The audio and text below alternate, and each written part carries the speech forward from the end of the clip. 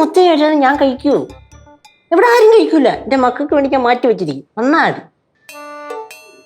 Okay മല്ലേ, ശരി ശരി പറഞ്ഞേ. ആ 2-3 പീസ് മതിയായിരിക്കില്ല.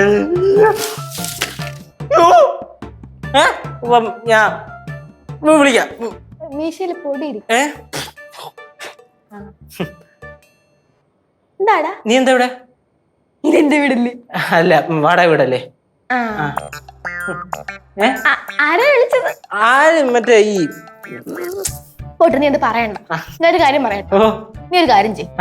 നമ്മുടെ ഗുജറാത്തിലെ അരീന ഫ്രാൻസിസ് ഇല്ലേ, അവളെയും നമ്മുടെ ആയുർവേദം ഹരിതയും പിന്നെ ഇപ്പൊ വിളിച്ചതിന്റെ കുണുവാവില്ലേ, ഇവരെ 3 പേരെയും വീട്ടിലോട്ട് അങ്ങോട്ട് വിളിക്കും. എന്നിട്ട് ഇവിടെ നിരത്തി നിർത്ത്. നമുക്ക് നല്ല കഴിയുമ്പോ വായിലോട്ട് ഇങ്ങനെ കോരി ഒഴിച്ചു കൊടുക്കാം. എന്താ പൊന്നി ചേച്ചി, ഇവൻ എവിടെയാ കിടക്കുന്ന മെർലിനെ വിളിച്ച് പറയുക 5 മണിക്ക് വീട്ടിലോട്ട് വാ, ഇവിടെ മല്ലിക്കുഴമ്പ് ഉണ്ടാക്കി വെച്ചിട്ടുണ്ടോ. ചേട്ടാ, ഇങ്ങനെ ആൾക്കാരെ വിളിച്ചു കൂട്ടല്ലേ? ആകെ 2 കിലോയേ ഉള്ളൂ. അത് മാത്രമല്ല, ഏട്ടായിയുടെ കുണുവാവ കഴിച്ചിട്ട് ഏട്ടായി കഴിക്കത്തുള്ളൂ പോലും. എന്തെങ്കിലും മേടിച്ചു കൊടുക്കണേ, സ്വന്തം കാശൊക്കെ മേടിച്ചു കൊടുത്തോളാം. അല്ലാതെ ചേച്ചിയുടെ കാശ് കൊണ്ടല്ലേ മേടിച്ചു കൊടുക്കേണ്ടത്. ചേച്ചി ഒരു സത്യം പറയല്ല, മെർലിന് മട്ടൻ എങ്ങനെ വെച്ചു കൊടുത്താലും ഭയങ്കര ഇഷ്ടമാണ്.